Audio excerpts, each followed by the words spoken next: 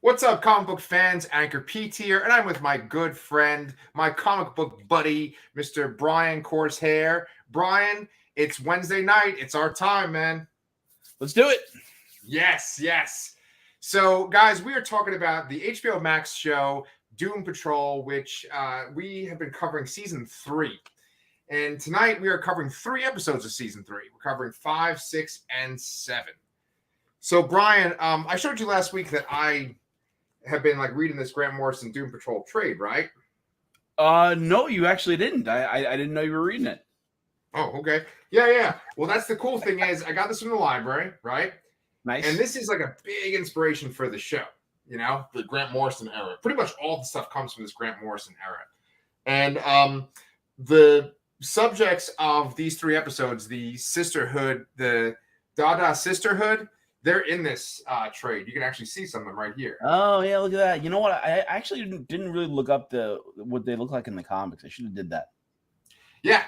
Yeah, so we'll go through the comic itself, and we'll talk about each individual episode, and we'll have a fun effing time. So you ready to jump in? Yeah, let's do it. Okay, cool.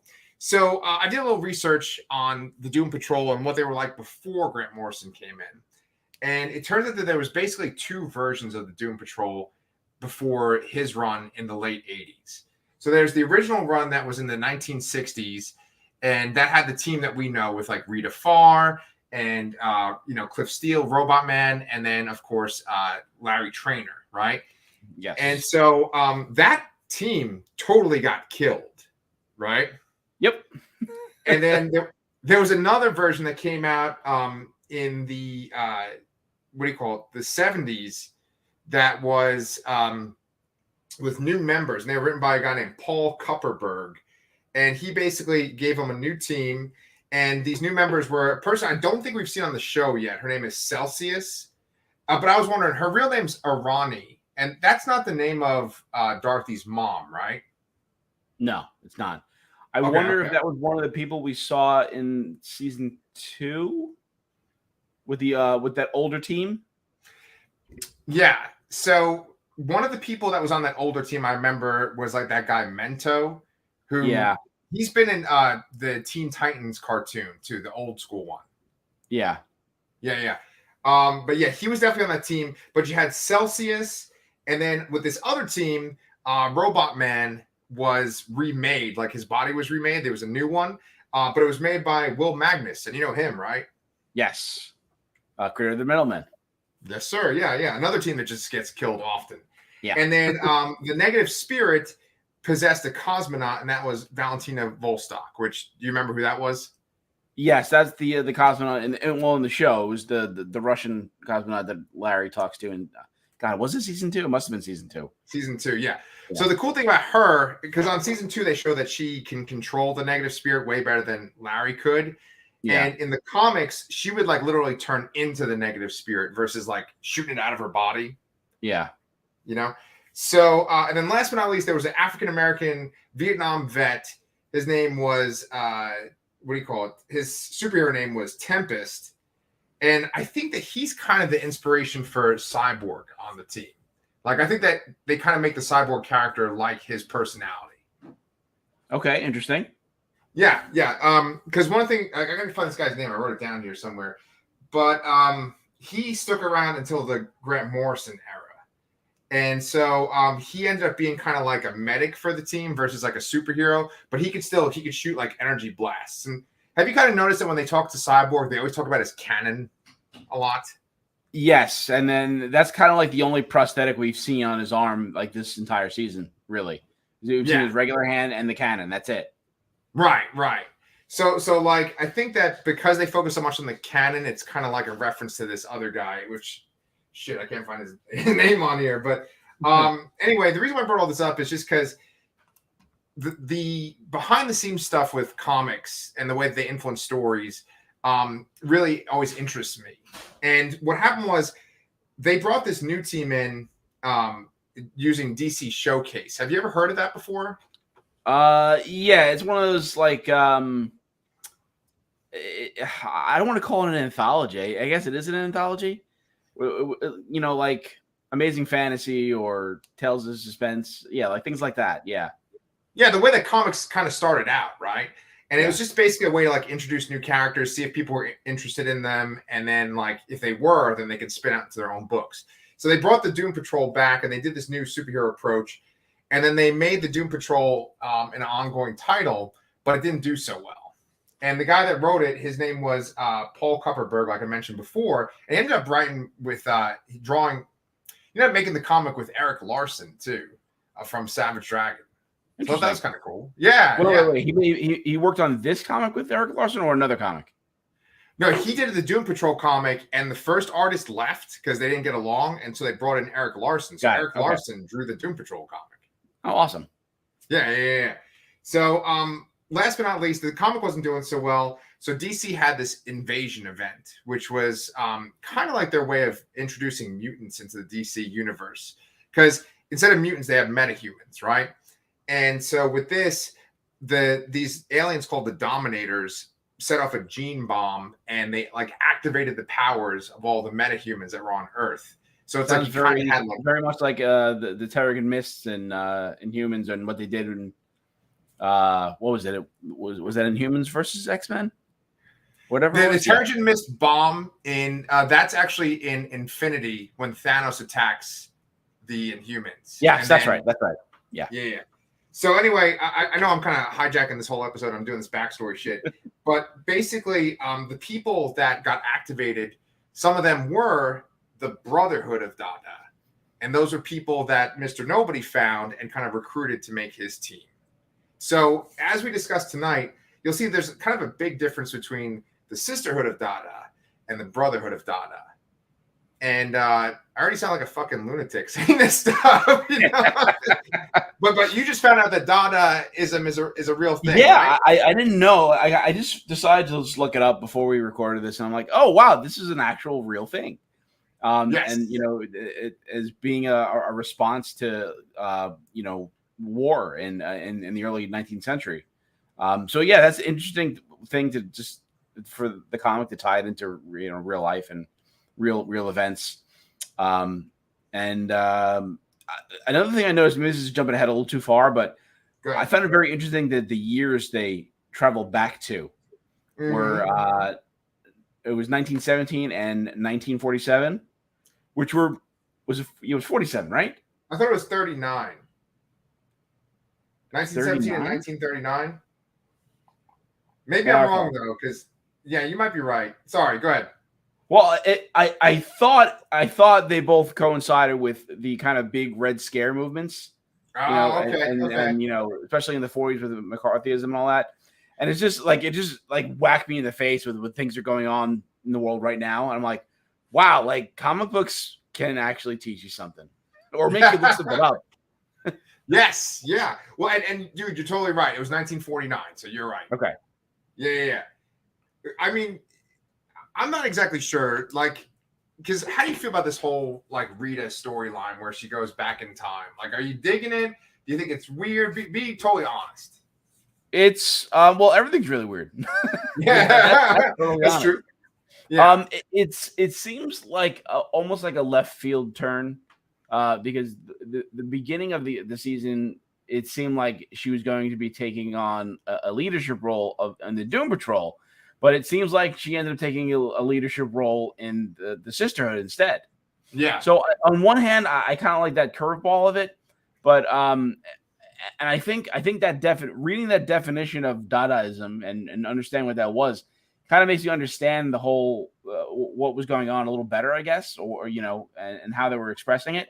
Yeah. So I don't want to say I dislike it. It's not my favorite storyline. It's not my least favorite in the season so far. Yeah.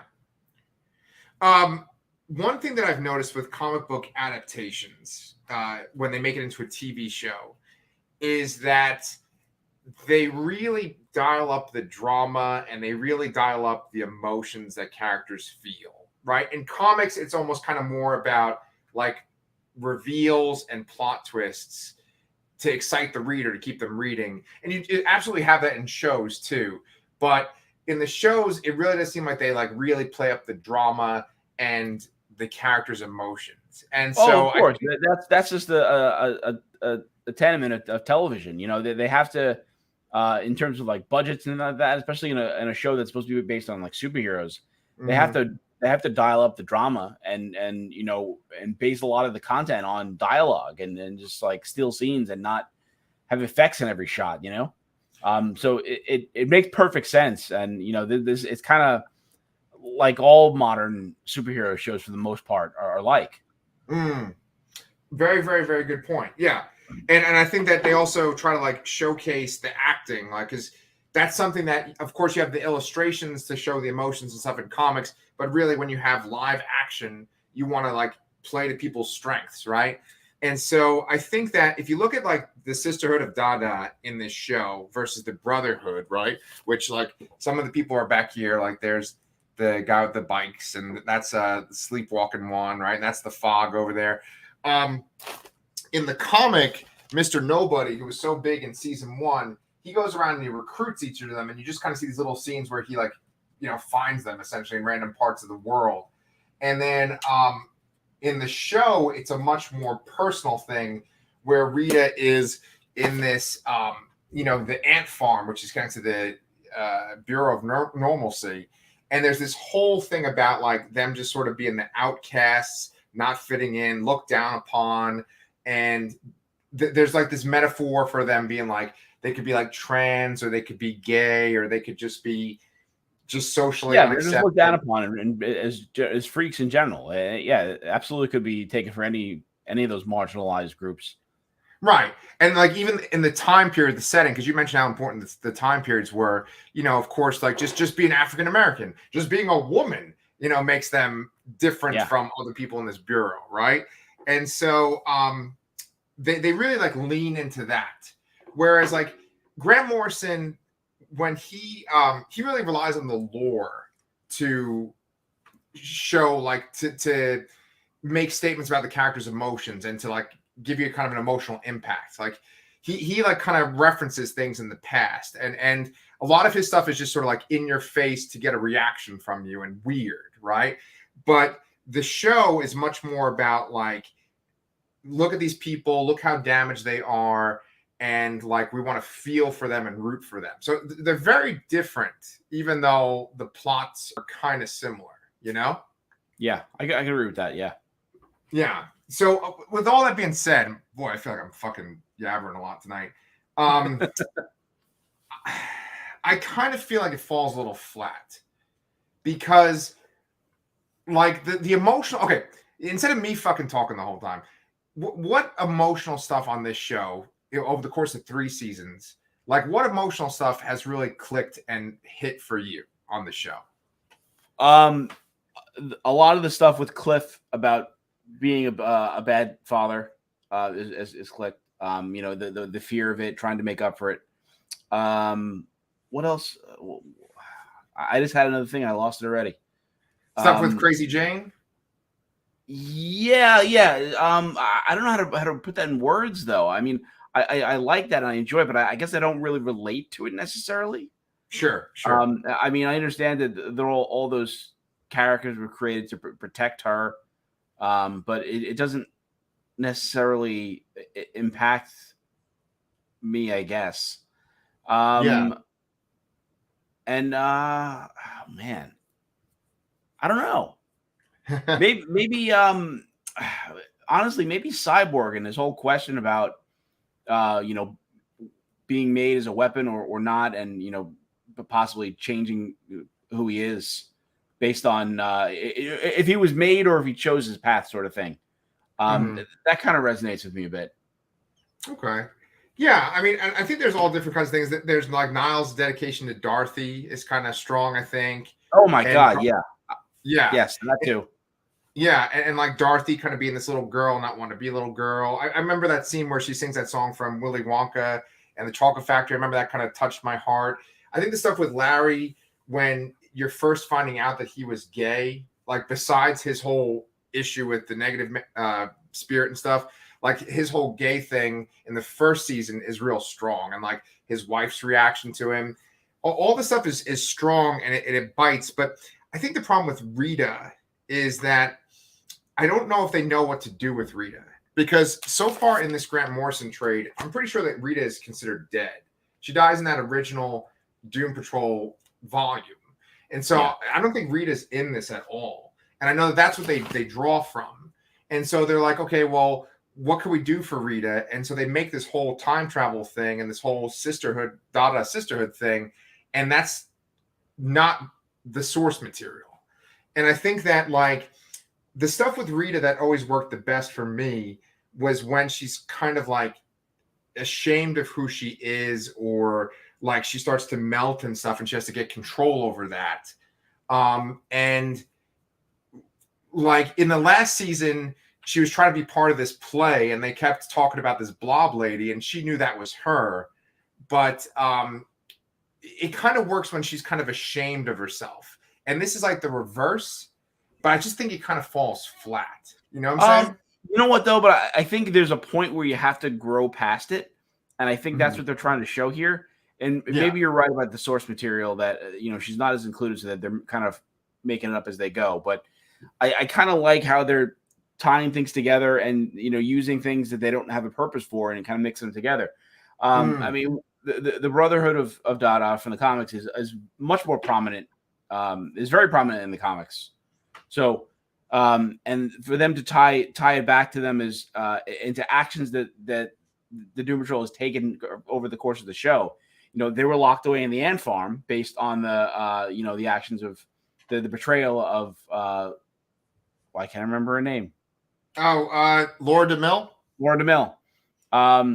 And when they destroyed the Bureau of Normalcy, they were all just like set free, and that's what set all the stuff in motion. So it's just like it's all compounding on their actions over the course of the show. So I kind of appreciate that too.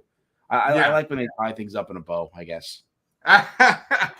Yeah. Well, I mean, we've kind of talked about the differences between the comics, and I really like that because I wanted that to be the kind of the purpose of this show, is to kind of talk about the comic source material and then like what they make out of it, right? And so I think like our best next step then is to just kind of go episode by episode. So let's talk about episode 5, Dada Patrol. And let's just talk about the way that the Dada Sister of the Dada, whatever the fuck it's called. The Dada Sisterhood gets portrayed, right? No, the Sisterhood of Dada. The Sisterhood of the Dada Traveling Pants, whatever the fuck it's called. Yes. So I'm just going to call them the Dada people, okay? Anyway, so in the comics, you have Sleepwalk, and that's the one that was like sleeping on the ice cream truck, right? Yes. Okay. Then you have Fog, and in the comics, it's Byron Shelley, which that's a play on two literary figures too. That's Mary Shelley and Lord Byron, right? Nice. And then, but in the show, it's gender swapped, where she's Shelley Byron. I appreciate little details like that. Yeah. And then you have this other character called the Quiz, which is like this Asian woman in hazmat clothes. And it's kind of funny because I think they filmed this during COVID so that, they were all aware of wearing a mask and shit. But in the comics, she's like that too, because she's deathly afraid of dirt. That's something that Grant Morrison would come up with, isn't it? Interesting. Yeah. She's right here if you can see her. She's like in a mental institution in like Japan. Did they give much explanation on her power set? Because I'm very confused. Yes. Do you want her power set's fucking ridiculous? You want to know what it is? Yes. It's every superpower that you've never thought of. That's literally her power set. Interesting. Okay. So if you can think of the superpower, then she doesn't have it anymore. Interesting. Okay. Yeah. So that's the Quiz. And then the other character is called Agent, but in the show they just kind of call him Malcolm, and he's the guy that has the bird cage for a chest. And turns invisible, yeah. So then we didn't talk about the other guy. Shit, did I write him down? The guy who's like an African American on the show. Oh, Vortex? Vortex. No, not Vortex. Frenzy. How could I forget that? Yeah, how could I forget that? Yeah, friggin' Transformer name. Yeah, Frenzy. I actually thought that he was the most compelling on the show. What did you think? Yeah, especially when he had, not in this episode, but the speech he has when they all decide to do the eternal flagellation. Yeah. That got me pretty good. Yeah. Yeah. I think one of the things that this show has that's a strength is it casts very strong actors. And I think he in particular was very well cast. And I think he just, every time he spoke, just perfect. Yeah, even his reactions, like when he walks into the in the 6th episode, 1917 Patrol, when he walks into the lunchroom and he sees Rita sitting there, both the first time and then the time where they kind of rebel, like his reactions are fantastic. Yeah. So the first episode that we're reviewing, episode 5, DADA Patrol, it's a very atypical Doom Patrol episode, right? Because essentially you get the whole team, they go someplace, and then they all get separated, and each thing is its own little personal, like connects to their own individual stories, right? And Cliff is go ahead. Yeah, I was gonna say these at least these 3 episodes, and maybe even beyond too. Every story feels very individualized. Like I feel like everybody has like a very self-centric plot that I don't feel was as prominent in the previous seasons.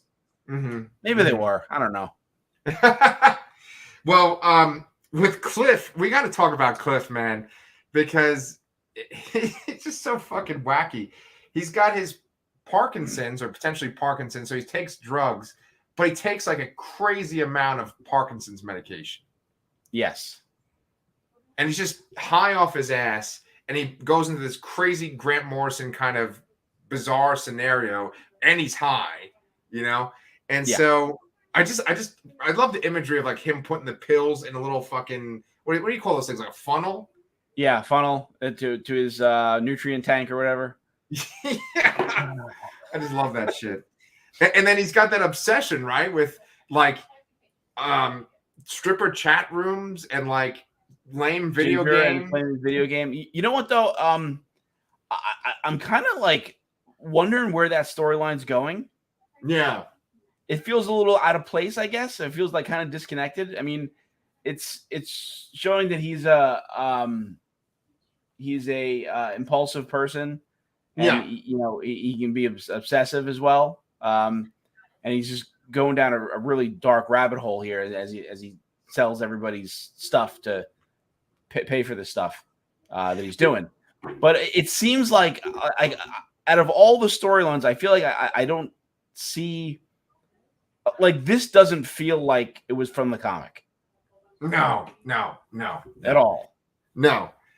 His comic is very different from the show and the comic for Robot Man are very different. He does get into a car accident on the racetrack in the comic, and I don't think they refer to his family at all in the comic, but his family is a big part of the show. Yeah, and it's kind of funny because if you look behind both of us, both of our impulses are kind of on display behind us, right? You got all your Transformers figures, right? I have books. You know, I just buy books at the drop of a hat. You kind of buy Transformers when you want to. I think the idea behind Cliff, and if it's like an overarching 3-season thing, is that he ended up in this situation because he cheated on his wife, and he was like very impulsive. And like in the first season, they show him like going back to cheating like multiple times, you know? And I think that by the 3rd episode that we're talking about tonight, doesn't he have the opportunity to use like his daughter's credit card to pay for more stuff? Yes, he does. He does have the opportunity. He does not do it. Well, actually, you know what? I'm not sure because at the end, towards the end of the episode, he's in the garage talking to the stripper, and you know, it doesn't seem like his daughter took the card back already, but I'm interested to see how he's doing that. Yeah, I think that like it kind of goes back and forth between he's stuck in this robot body. It's so horrible that he's in this robot body versus like he kind of had his vices when he was human, and you'd think he's disconnected from his human body, but yet he's kind of going back to his vices. That's my take on it. Yeah, I mean they're setting him up, you know, to have a falling out with just about everybody at this point. Right. So maybe that's where this is going. Yeah, because he just keeps going and taking the Doom Patrol people's stuff and selling it so he can get more. All right, so I think that's good for episode 5. We can kind of go into episode. No, one more thing I wanted to comment on that. So Okay. one of the scenes too, and I guess this is the 3rd episode, jumping ahead again, but you know, all he sells Jane's records. And Yeah. I just wanted to call out real quick the beginning of episode 5. Jane is listening to a My Chemical Romance album, which Gerard Way obviously wrote some of the more recent Doom Patrol stuff and is very inspired and by Grant Morrison. Yes. I kind of have a little thing going for Gerard Way right now, and I keep playing the Black Parade song over and over again, and my little 6-year-old is into it. She keeps requesting it. That's a great album. I could not get into that band, but I love that album. Yeah, that album is great. Yeah. And then and a little side note, just for anyone who's interested, probably nobody, but like Gerard Way has another comic called like The Fabulous Killjoys. And I think that he has an album called that, and they have a video that's like, it looks like the comic essentially, but it's as a music video, and Grant Morrison's in that video too. Yeah. And I think Grant Morrison wrote like a forward on like the first trade of Umbrella Academy too or something. So yeah. Those two, they're very like, yeah. So anyway, let's go into episode 6. So 1917 Patrol, that's where we see a lot of like the Dada sisterhood people just kind of, you know, like just what their life is like, and you see the dynamic with DeMille and them, right? And Larry's got like a tumor that's growing too. Yes, that's been kind of marinating for the last 2 episodes. And was it this episode that we see No, it's the 7th episode. Yeah, that the slug pops out. So we'll save that for later, I guess. Yes. But yeah, that's what's going on with Larry. I found the flashback scene, the 1917 and then in the 1947 or 49, whatever it was, seems to be interesting for Laura. I also find it really interesting that in all the descriptions on HBO Max, they refer to her as Madame Rouge, but they have not once said that on the show. Yeah. And it's interesting to see how much of an ally she was at first, and then it's a little, I mean, maybe it's a little jarring how she kind of turns, but I mean, they do a 30-year time jump, and I might be getting a little tired of this nobody ages thing. Like, it just so happens that not a single person ages at all ever. Yes. Like, I feel like I was trying to rationalize it a lot at first. I'm like, okay, but now with this, I'm like, okay, this is a little much. Yes, I agree, and I think about that all the time. Like everyone in the Dada sisterhood, they are all, they don't age. The Doom Patrol doesn't age. It's kind of funny because, the X-Men, they compare to the X-Men and the Doom Patrol all the time, and especially when they all came out. And if you look at the X-Men characters, like in the First Class movies, for all those sequels and stuff of the First Class movies, those people don't really age either. So it's kind of interesting that they do that because, metahumans and mutants are very similar. But you bring up something I wanted to ask you about too, because one thing they haven't done yet is they haven't explained how Laura DeMille gets the time machine in the first place. Yeah, I feel like we're gonna get to that soon, and we're gonna find out why Rita trapped herself in. You know what? Was it even Rita? Because for a second I thought it did look like Laura DeMille in that earlier scene. So. That still has to be solved, I suppose, but by the end of the season here. Yeah. And so all this stuff is kind of tied in with the eternal flagellation, which just sounds so fucking weird, right? It does. And I very much enjoyed that Cliff thought it was flatulation. Right. Do you know what flagellation is, by the way?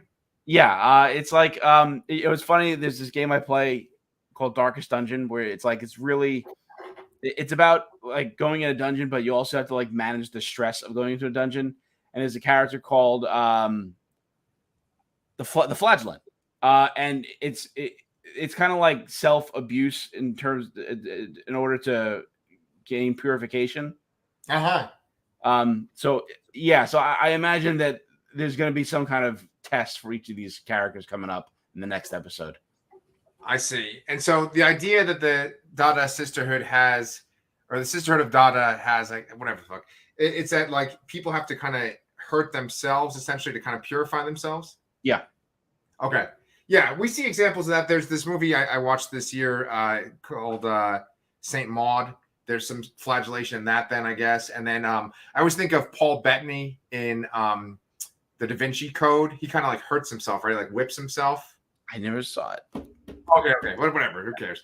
But so yeah, that's interesting. Okay, flagellation, like people have to hurt themselves to essentially get enlightenment.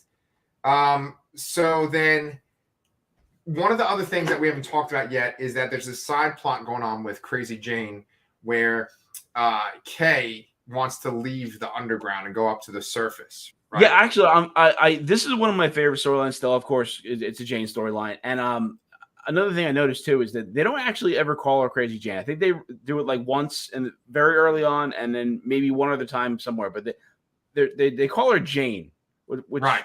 I think I don't know. Maybe they're trying to erase some stigma with mental illness and mental disabilities, which I appreciate. But yeah, I like where this story is going, where Jane still wants the best for Kay, but all the others are kind of seeing like, if she gets better, like what happens to us? Right. They're taking into self-preservation. So I think that's a really interesting conflict. Maybe it's a little bit of a rehash of Miranda taking over previously, but it's a little different. It's different enough that I'm still interested by it. Yeah. That would be really cool if, like, when the show ends, there's just one personality and it's just Kay, and she walks out and, like, all the personalities are gone. That'd be kind of interesting. Or they're, like, locked away somewhere. That'd be a very, like, final kind of note. It'd be sad, but it'd be interesting, because she's, like, finally brave enough to go face the world. So, yeah, and then there was, like, a new personality, right, that I'd never seen before. This sort of older woman that was in charge. I think she has been there before. It's Dr. something Harrison. Yeah, that sounds right. Yeah. I feel like she has been in the show before. Maybe it was a different actress at the time, but I feel like I heard that name and I heard her before. So yeah, she kind of reminded me of the secretary a little bit, and I think that like if Jane aged the right way, that's probably how old, or if Kay aged the right way, that's how old she would be. When was she born? Wasn't she born like really early too, though? They're all super old. Yeah, I feel like she was supposed to be born like the 40s or 50s, right? Okay. Yeah. All right, she'd be older. Yeah. Cliff is like the youngest one out of all of them. Yeah, which is weird. Yeah. So, what do you call it? That leads us up to Bird Patrol, which just has such a fucking ridiculous ending, right? Episode 7. But essentially, you have like these parallels between Rita and the Sisterhood of Dada, and then the Doom Patrol itself, to where it ends up with this like sort of synchronized dance routine, right? Yes. Do you remember? Yeah. Go ahead. No, you go ahead. You saw the Crisis on Infinite Earths miniseries for the CW, right? Yes. Do you remember like when they showed the different worlds and they showed the Doom Patrol world? Yes, they did. Yeah. It was just like them dancing, remember? And it's like, I think that's what people probably think of with this show. It's just like, it's this goofy show where the characters are always dancing and acting dramatic. Yeah, well, I guess they dance more than most shows. Yes. They dance more than most superhero shows, like as a team. Yeah. Yes. Yeah. So give Baron Zemo a run for his money. Yes, that's true. Well, that looks obscene. Okay. So anyway, but basically, that's where we see Laura DeMille truly turn on the others. And with the ant farm, you've had the idea that metahumans could be like weapons, or they could be whatever the other ones are used for. Not a weapon. That's how they mark them. Yeah. Okay. Yeah. And so, at the very end, she goes around with the clipboard and she starts labeling everybody as a weapon. And they go to get recruited, essentially. But then that guy Malcolm fights, and then he gets killed, right? Yes, he gets killed. And also, I'm assuming that – not assuming. It's very obvious that Malcolm was the one that saved them in where was that that tunnel thing in Dead Patrol. So Yeah. again, coming around in a circle. Yeah. Oh man, that's okay. That's actually pretty cool. I like that a lot. And but then, also too, like the way he looked in that, you know, as soon as I saw the mask he put on, I'm like, oh, duh. right. So, But see, like, that's the whole thing about this show, right? Because like the idea of the Sisterhood of Dada and the way they act, it's like they're just so free spirited and weird, and they don't care about what people think about them, and they kind of come off as like people that do improv theater and stuff, and that can really get on people's nerves. And like when they were doing their weird little skits and stuff, that was getting on my nerves. And I feel like I'm very accepting of people, and I'll take all different types. But I was like, oh, it's like a little too much, you know? It's like I mean, honestly, reading that definition just made so much sense to me. It really helped me like I process the episode better because they're really just kind of like very frivolous and you know and it's just random expression and very avant-garde. And I never really got the avant-garde stuff. So just knowing that was something that was there and not just something they just did in the show for the hell of it kind of made me accept it a little bit more. Okay. Yeah. And like there was like, I think like maybe the lowest point, the point where I was like the most annoyed or like disturbed was when they were all kind of just making like random duck noises and stuff. And they're like, whack, whack. And they started to dance around. But then it kind of redeemed itself when they started to play Poker Face by Lady Gaga. Yeah. So I was like, okay. I also did you watch Arrested Development, right? Oh yeah, with the chicken. Yeah, it reminded me of all the chicken dances. Have any of you ever seen the chicken? Yeah. So I mean, like, I guess I didn't feel so bad for them when they were gonna be recruited as weapons. I think that they kind of annoyed me a little bit. I'd hate to say that, but it's the way they acted. It has nothing to do with what type of person any of them are. It's just like the way they were acting was kind of annoying. Well, I mean, just knowing that Dadaism is literally anti-war. Like it was created in an effort as an opposite to war going on in the real world, and then being used for war is it really accentuates the betrayal there. Honestly, it's you know they were against it and then they got used for it, and you know that's what worse thing could happen to them, I guess. Very good point. So, and I did like that aspect of it. Okay. Yeah. And, you know, they do say multiple times, like Laura says, like, they're pacifists. They're pacifists. They're not going to fight you. They're pacifists. You know, so yeah, you're right. It's like they're pacifists that are being turned into weapons of war. So yeah, okay, that makes it better. That like elevates it. So, I mean, it brings us to this really fucking weird ending where there's like this kind of creature in a cage and it looks kind of like a omelet with wings, you know? Yeah, and it kind of looks like it has what's his name? I forgot his name. Malcolm's. It looks like it has Malcolm's face on it. Yeah. So is the implication then that Rita essentially has been around since she got with them? So she went back in time and she didn't come back. She existed, which is odd. Yeah.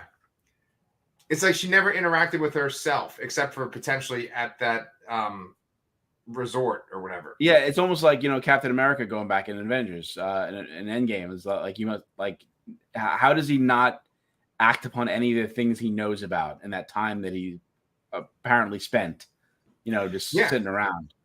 So this season 3 came out after Endgame? Yeah, this was like last October, November. Oh, okay. Wow. Okay. Yeah. Shit. So, did you have anything else you want to say about these particular episodes? Like I had like 2 more. Yeah, we skipped over Larry and the Parasite. Okay. So the Parasite. I mean, I'm assuming that this has to do with Rebus and how it reproduces, and I imagine that Larry is going to die and that slug thing is going to be a new body for him with all his memories and stuff. It could be. Rebus is very interesting in the comics because Larry was supposed to have died in that first version of the Doom Patrol, but then they found out that he was being held by this like secret society, right? And when he's alive and safe, he's in a hospital and he doesn't have the negative spirit. and the negative spirit comes to him and grabs him, and then like fuses him with this other woman, this African American woman, and he makes them into Rebus. So yeah, I don't know, that might be their way that they explain Rebus and stuff. Yeah, I feel like they wouldn't want to get away with taking someone and merging them into somebody else. And not from like forced trans allegory and like that, but more so just the control and the lack of choice. Yeah, I feel like that would be something that they would avoid in the show. Right. Because as like forward thinking as Grant Morrison is, and as outside of the box as he was in the 80s, there's still stuff that's kind of dated in this, you know? Yeah, it's very much like the whole like Psylocke conundrum, you know, that went on for years. And it's like you look back at it and it's like, wow, that is really, really messed up. Like, yeah, man. But at the same time, I still don't like the characters that came out of it as much as I like the character that was before. But yeah. Believe me, I relate. That my favorite version of Psylocke is the Asian Psylocke that's Betsy Braddock on the inside. Yeah, because Uncanny X-Force, of course. Yeah. So, what I was going to say was that Doom Patrol was trending today on Twitter, and I think it was because of Alan Tudyk, because he was Mr. Nobody. But it was interesting because, just scrolling through it, this is the kind of show where I feel like not a lot of people are into it. And I've actually gotten messages on here where people have been like, I couldn't get into Doom Patrol, or like, I don't like Doom Patrol. And I just think it's kind of interesting that it's this show about outsiders and weirdos, and it is kind of treated like the show itself is an outsider. Yeah, I mean, they're not as established superheroes. I mean, and they're not. I mean, you can even barely call them superheroes. In the comic itself too. Yeah. And yeah, I could definitely see it being an outlier, but I like weird stuff. I like the emotional beats. And I'm still enjoying the show, even though maybe the season so far is a little lesser. Yeah. I guess. I don't know. Yeah. I feel that way. I wasn't really enjoying the stuff with the Sisterhood of Dada and Rita in the past, but there's still 3 episodes left, so we can see where it goes. Yeah. When I was scrolling through the Doom Patrol thread, someone said they were filming season 4. Is that true? Oh, I haven't heard that, but I'd be happy to hear that. Yeah, they showed what's her face that plays Jane. It's Guerrero's her last name. What's her first name? Diane Guerrero. Yeah. They showed her, and it looked like a video of her, like maybe on set. I didn't know if that was like they were joking that they're filming Doom Patrol 4, or if like legitimately they were filming Doom Patrol season 4. Yeah, I'm gonna look into that. I mean, obviously we don't know what happens in the end of the season, even though the episodes are out. But I hope that we do get a 4th season, and I hope whatever season it ends on, we get a proper closure to it, and it's not like something that's ended abruptly and rushed, like most shows that are kind of fringe that maybe don't have as many viewers as normally necessary for a successful show to be renewed. Very well put. I feel the exact same way. Yeah.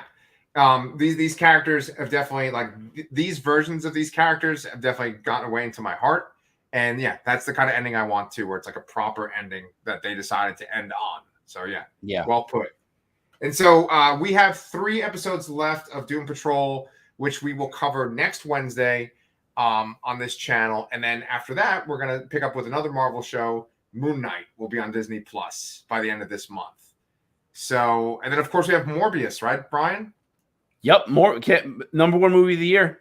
The next Marvel legend. I'm just waiting, man. Yeah. Cool. So, but if you guys want to leave some comments, if you guys have gotten into the show, please let us know. I want to hear what your thoughts are on Doom Patrol, besides you don't like it or you can get into it. But what do you call it? Me and Brian will be here next week, wrapping up our Doom Patrol and some more Marvel stuff coming soon. All right, guys. Thanks so much.